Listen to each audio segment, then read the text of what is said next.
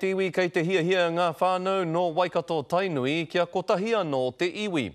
Ko te karanga a te whānau Paikau Berryman kia hui te iwi mō ngā rā e toru I mui te kōwhiringa pōti hei tohu I ngā māngai o tēnā marae ki te kauhanga nui. Kei a pōtaka maipi tēnei pūrongo. Koinei te whānau Berryman Paikau, he whānau tūturu no Waikato Tainui.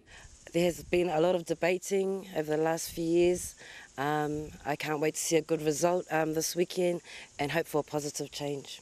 Hei te rātapu nei ka tū te pōtitanga whānui mō ngā māngai marae ki te tohu I te hiamana mo te kauhanga nui me te hiamana o te ara taura.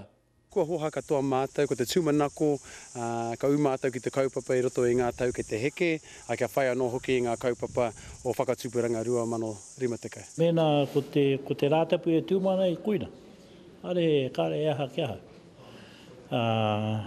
Tōna tikanga kia whai wā tō mātou iwi ki te ata whera I ngā kaupapa katoa. Kua roa tētehi tautohe e kōkiri hia ana I wainga I te hiamana o te kauhanga nui a Tania Martin me te hiamana o te ara taura. O reira, ko tāko I anga whakamua he ata waihanga I te atu huarahi kia hīkoi a whakamua tō tātou iwi.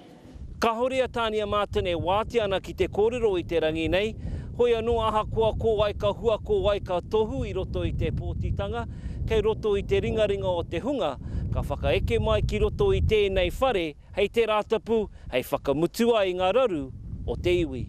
Pōtaka maipi, te karere.